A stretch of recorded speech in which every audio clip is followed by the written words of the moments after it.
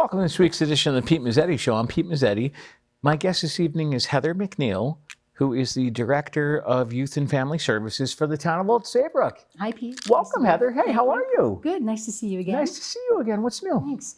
Gosh, there's always something going on at Youth and Family, and I'm always happy to talk about it. So I was delighted to get your invitation tonight. Well, thanks for coming. So yeah, we're busy planning for spring semester with the schools and our summer programming. It's never too early, really, to start planning for that. So now, can you maybe tell us a little bit about yourself and how long you've been Director of Youth and Family Services? Sure. I'm coming up on 14 years in March, and I'm a licensed marriage and family therapist and drug and alcohol counselor too. So. Okay. Previously worked as a clinical supervisor in New London County, Right. but got this job when my 3 kids were still in the Old Saybrook schools. So it was a perfect fit for what I love to do, as well as being closer to home so I could be more involved with what they were doing. Right.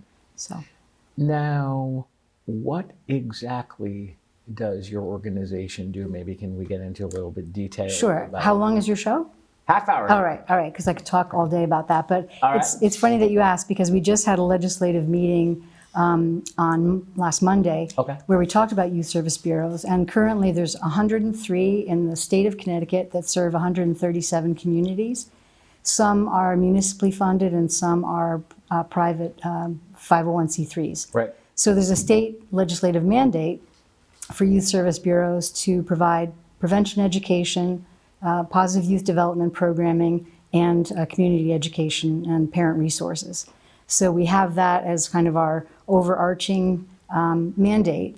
And then each one has some individual services that they provide based on the community that they serve. Mm-hmm. So Old Saybrook is a municipally funded youth service bureau. It became fully municipally funded about 5 years ago, which is great because the 501c3s have to spend a lot of their energy and resources making more resources, so fundraising and things like that. So I'm fortunate to be able to spend a lot of my time and energy looking for ways to better serve the community and finding out really where the needs are and how we're going to meet those. Now, when you say municipally funded, can you maybe explain that? Sure, we're part of the overall town budget. Okay. Yeah, so we currently have 5 or 6 staff members, 2 or 3 full-time, and then the others are part-time. Okay. So clinical staff, and then program coordinators, and then administrative staff. So you guys are a line, you might say you guys are a line item in the budget. We are. Okay. We are. We're grateful for that, for sure. And part of our agency houses the social services portion of Sue Consoli, who I referred Yes. to you. But basic needs, food, clothing, shelter, heating programs, SNAP assistance, Husky health insurance, things like that. Because we know that when people's basic needs are met, they function better all the way around. Right. So it's a nice fit. Absolutely. Now, how is your budget looking for the upcoming budget cycle? Because I know in Yeah, other municipalities, Right. it's about that time of the year to start preparing your It budget is. and talking about It your is. budget. I'll actually be presenting tomorrow night. Oh, there you go. And ours has stayed fairly stable over the last few years. Okay. Our greatest expenses are our staffing resources. Right. Because we don't really need anything to do the work we do. We're all trained as clinicians or program coordinators. Mm-hmm. So I think that we come in at a very good rate for the town. And I think we provide a lot of value for what they spend on Okay. the agency. So. And maybe can we get into the little bit of description of the different types of programs that you guys Sure. offer? Sure. So for positive youth development programming, currently we have something called YPAC, which is Youth Prevention Advisory Coalition. And that's a group of high school students who are involved with our 2 program coordinators who are involved in peer prevention education, so talking within the school to their peers about vaping or other substance use concerns. Okay. And as you may know, that vaping is it's been on the rise over the last 4 or 5 years. Right. They also attend some conferences to learn more about peer prevention topics. Then we did a fundraising effort with them just before Christmas where we provided some babysitting before the Starlight Festival. That's right. So it's really about getting the teens involved in something that's important to them, that matters. And we know that providing them with a pro-social activity gives them something to do when where we're trying to keep them away from risk-taking behaviors. Right. So we want to keep them busy. Some of the other programming has to do with, a lot of our programming is mental health based, Yes. social emotional programming. So all of our staff, clinical staff and mental health interns are within all 3 schools in Old Saybrook. So our staff will design a program around that based on the developmental stage of the student. So we have mental health interns currently from CCSU, Southern, and the University of New Haven. Oh, nice. So we help them fulfill their internship requirements, and then they go off to become clinicians in other areas. So Cool. what else do we do for programming? We're involved in large community events. So the Starlight Festival, as you know. Right. That's right. We worked with the Lions Club for a large health and wellness fair last fall. And we're sometimes at the Chili Fest doing a table that usually has prevention education information. Okay. Part of what we do is a lot of people aren't as familiar with some of the substance use trends that are coming through these days. I mean, it's what we read about all day long, but your average person may not, especially if they don't have kids in the school. So we're often out giving out information on things, and people are always surprised to learn what's going on. And of course, in Saybrook now, there's a cannabis dispensary. So That's right, there yeah. are a lot more conversations happening in town, and that's always a good thing, regardless of your opinion on it, just talking about it and increasing awareness.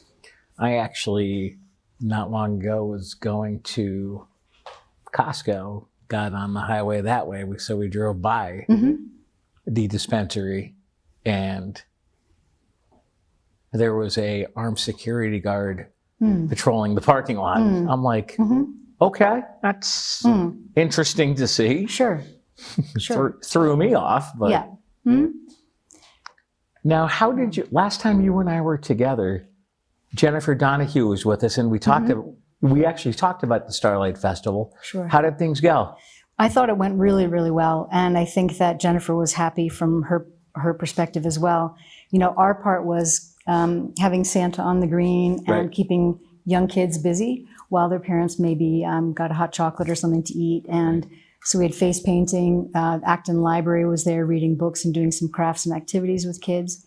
So our goal is really to get, especially post-COVID, getting families out so they can interact in a way that's kind of fun, but it has a kind of a point and a message to it too. It was about being part of the community. The Blue Star Moms were part of the Cape. So it's about appreciating that you belong to part of a community that cares about each other. So I thought it went really well. And then we raised $1,500 for the Shoreline Soup Kitchen and Pantry that day as well. So there's always a lot going on.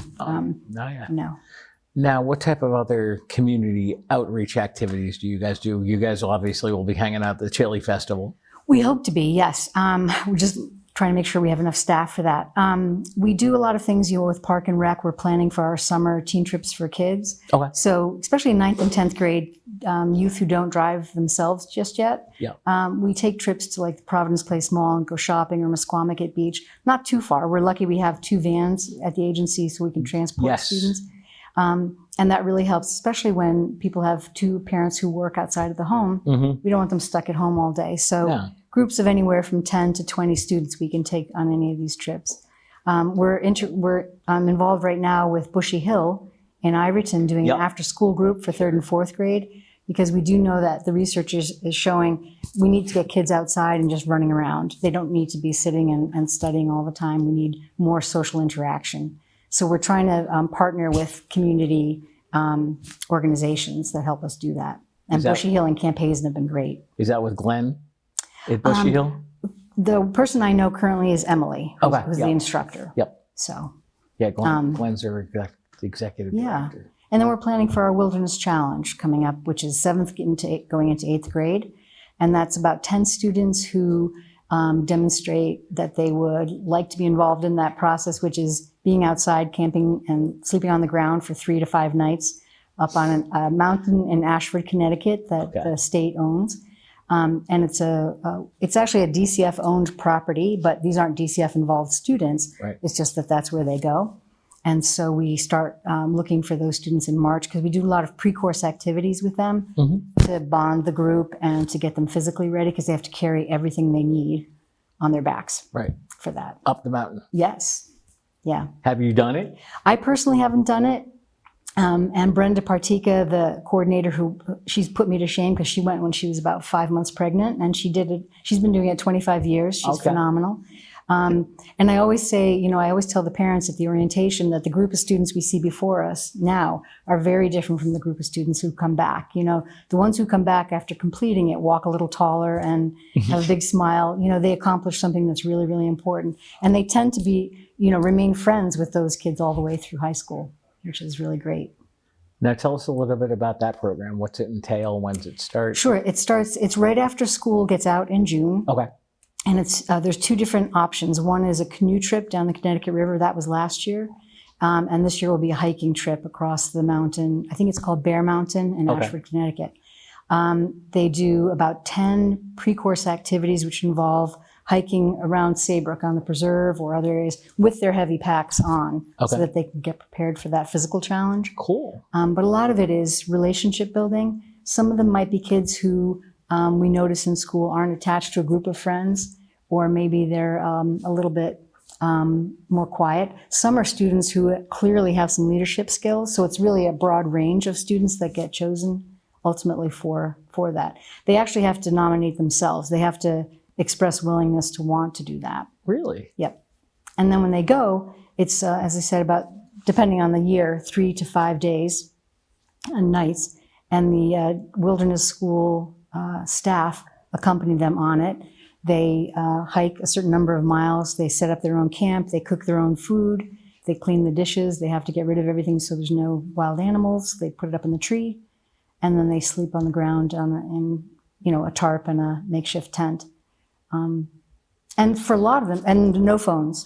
Nope. So when we announced that at the orientation meeting, we either hear a big groan or the parents clap. Yeah, exactly. So last year, everybody was pretty happy with the no phones rule. And it's amazing what other information can come in for them when they're not on their phones. Exactly. Yeah. Exactly. And I'm sure the parents are happy that no phones for 3 days. It's like, go back to what it used to be like. Right.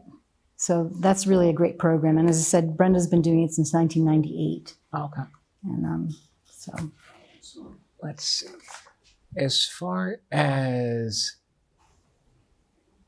let's talk about mental health and the impact on school attendance. Sure. I mean, so I can speak to what we think is the influence, right, of mental health concerns on kids going to school. There's a lot of different reasons why school attendance is such a huge issue of concern right now for all schools, not just Saybrook schools. And, one of the things I talked about at the legislative meeting was that at Youth and Family Services, someone may come in, an adult, for help with basic needs, food, clothing, shelter. Right. And then through talking with them, we learned that maybe they're unemployed or they're experiencing some kind of mental health concern. And something going on with the parents sometimes influences the child, right? So maybe the child is picking up on that tension or knows that there's not enough money and begins to not want to go to school because they don't want to talk about it at school or they don't want their friends to know. Right. So we want to be able to work with the whole family and support them. And having kids go to school is such a big, important piece of what we do, that we can provide services in the school so we don't disrupt their academic time, or after school and provide, where they can just walk over to our building. And then we can also meet with the family after the workday is over, so we're not disrupting the parents' work time as well. So, I think it's no secret for most people that mental health has been on an incline, and then through COVID kind of took a turn up. But we try to normalize some of that too. Everybody feels anxiety at some point in their life. Everybody has a blue day, So having some depression or some anxiety doesn't necessarily mean you're mentally ill. Right. It means you're a human being who's experiencing some challenges based on, things that are going on in life. Exactly. Would you mind sticking around for another segment? Sure. All right, we'll be right Happy back. to.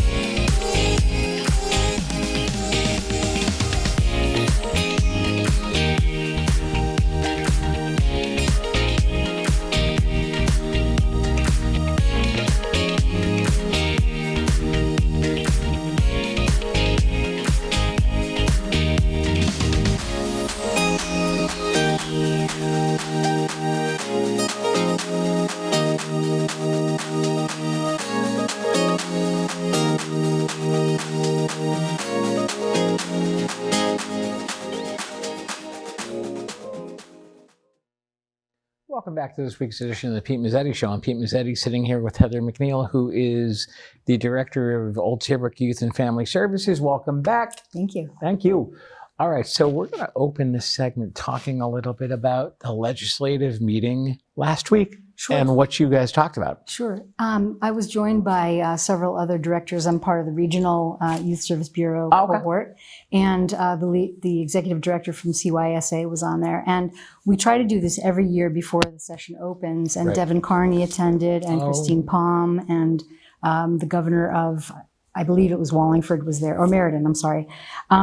And it's so important for us to be able to talk to them about some of the funding struggles. And really the funding, the basic funding from the state for youth service bureaus hasn't changed significantly in the last 30 years. Oh, no? You know, they were created in 1972, and then there were some changes. And now it's stayed pretty static, even though the need for what we do has risen dramatically. As I mentioned, there's 103 in the state of Connecticut, and I think there's 169 towns. So there are some communities who are not served. Right, and there should be some. So having a discussion with them about real stories that we see in our communities, and even in Old Saybrook, where the perception is that there's nothing going wrong, that there's no need or very little need from the outside. We want to tell the story of the ever-increasing need, the population that might be unseen, but definitely is not unheard from our perspective. So, you know, the legislators are very gracious to spend their time with us. It was just about an hour, but we're able to share stories about juvenile diversion, for one, is a huge part of what YSBs do. Okay. And that's where youth who get in trouble with the law, their parents and them can choose to go before the JRB, which is the juvenile diversion process, or go to court. And often if they choose to come to juvenile diversion, it's really more about letting them know, first of all, their community really cares about them and wants to see them get back on track. Right. But it also helps them think about the impact of whatever it is that they did. That they actually, let's say there was some property damage, you know, meeting the person who owned the property puts a face to the act for them. And can be very impactful in helping them not do that again in the future. So juvenile diversion is there's a huge emphasis on that right now in youth service bureaus. The other part, I think, the funding, it comes from the State Department of Education, and then we also have an enhancement grant. If a new youth service bureau joins the pot, let's say, they don't add money to the pot, they just reduce what everybody else gets to allow for the new person, the new YSB to get some funding. So the math is not great for us. So we have a lobbyist named Jay Aronson who's fantastic, and he's been working very hard to kind of increase that. Because as you know, the cost of everything has gone up. So he's really working hard to have a 3% COLA added to the YSB line item on the state budget going forward. So that's what we did last week. Now let's talk about fundraising and how you guys raise money for your organization. Sure. Well, I think part of what youth service bureaus are so good at is community relations. So we have relationships with a lot of civic organizations, like the Lions, the Rotary Club, the Exchange Club of Westbrook and Old Saybrook. They're always doing something nice for us. And, you know, they've all had kids in school and kids who've utilized youth service bureaus over time. But a lot of them now, they just want to do something good for the community. So a lot of them have great ideas and they bring it to us, and then we kind of carry that out. But we identify areas of need in the community, like the soup kitchen and pantry, SSKP, or a diaper drive that we work on with the Old Saybrook Police Department. So I'm trying to think what else we might have done. We have the Old Saybrook Early Childhood Council, so sponsoring like a Welcome to Town packet or and a bundle for new babies in the community. So all of that kind of costs money. So the Public Health Nursing Board in Old Saybrook is another generous donor. So there's a lot of groups out there who want to do something but may not know specifically what to do. So they may start by just having a conversation with us and saying, where is the need? How can we help? And that's often how these things start. Now, what is the public nursing? The Public Health Nursing Board is an official nursing board in Old Saybrook. They have a commission, and they're really charged with, CRAD. So they do some work with CRAD, but they're very involved right now with senior citizens' health concerns. So they work very closely with the estuary to find out where the need is for senior citizens. Cool. Yeah. I've never heard of that organization. And they're also involved in setting up scholarships for training the next generation of nursing students. Oh, cool. Yeah, they're phenomenal. And they're based in Saybrook? Yeah. Okay. Mm-hmm. I never knew of that organization. Yeah. You taught me something new. Okay, good. And I actually know about the Old Saybrook Westbrook Exchange Club. Oh, are you a member? I am not a member, Okay. but I actually have Jim Crawford on with me to talk about the Yep. road race usually. And they also do a wine tasting Yes. in May or June over at the Elks here. Right, and Westbrook Youth and Family and Old Saybrook are beneficiaries of that. Yeah, I've known Jim for Yeah, many years. yeah. And Great usually him or Rock Martell are on with me to talk about the road race or the wine tasting or I think they actually set the date for that event this year. And some of the civic organizations are very small, but they really get a lot done. There's really engaged volunteers. The Lions, for instance, in Saybrook are phenomenal, and the Rotary Club, unbelievable. They have a new don't they have a new president of the Rotary? I believe they do, but I'm sorry, I don't know who that is right now. Yeah. I saw that come through because I was actually at the chamber the other day and dropping off my dues to Judy, and she was like, "Oh yeah," she was like, "We have a new." Okay. And I'm sure even communities of faith, we have connections with them because we have a local prevention council. Okay. And we receive a grant for this year. We're running a viewing of what's called a movie called Screenagers Under the Influence. It'll be next Friday, February 2nd, for grades 6th, 7th, and 8th at the Old Saybrook Middle School. All right. And so the local prevention council, the grant requires that we have representatives from all different sectors. So we've just asked the new minister from the Congregational Church in Saybrook to be part of that. We have someone from Treatment, Project Courage. We have someone from the school on the board, and so on. So most of our boards have representatives from all different areas of town. Right. So that's how we meet people. Exactly. Yeah. Now you said there's a new pastor of the Saybrook Congregational Church. His name is Reverend Todd. Okay. I don't know his last name. I'm sorry, but that's okay. But I did meet him, and he definitely wants to get more involved with youth-oriented kinds of issues. And I think that they're finding there's more youth membership coming back to communities of faith lately. So that's great to hear. Now, what else do you guys have coming up maybe in the spring? In the spring, we're still pretty involved with school items, and then we do after-school programming. One that's coming up is called Cooking and Connection. Okay. It's a group of students from the middle school who will walk to senior housing in Old Saybrook and prepare a meal and a dessert with some of the residents from senior housing and Brenda Partika, our wilderness coordinator.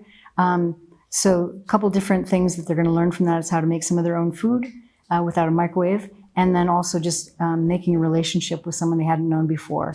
And we do find that the intergenerational relationship piece is something that especially the senior housing folks are really looking for. We used to take kids over to the estuary for Wii bowling. Yep. And the seniors are very competitive. So are they? Yes, they are. Okay. All right. So we are hoping to do that again in the spring. So we usually do after-school programming 3 days a week. Now, senior housing, I believe that's over on Sheffield Street? Mm-hmm. Yep. Okay. Yep. And they have a beautiful community room with a kitchen. So. Oh, is there? I've never been over there. Yeah. So we were excited to have these kids come over. Right next to the town hall? Yes. Or across the street. Across the street. I'm getting my bearings. I'm like, I know where it is. And yes. Yeah. Yeah. So it's nice. The kids can walk from the middle school to a lot of different activities that we do. So and that activity with the senior housing is pretty well attended. Yep. And Absolutely. the feedback's pretty positive. Pretty positive so far. Yep. Yeah. Now, as far as if people want more information on your organization, where can they go? OSYFS.org is our main website. And then, of course, the main town website, which is oldsaybrookct.gov. So. And what types of information can they find on the website? On our website, they can access, if they have a need for clinical services, there's a link there that they can access those. Usually the calls come in and we evaluate whether we're the right level of treatment for people. Okay. We have marriage and family therapists on staff, licensed clinicians, and drug and alcohol. But sometimes people require a higher level, which might be medication management, which we don't do. You need an APRN or a doctor.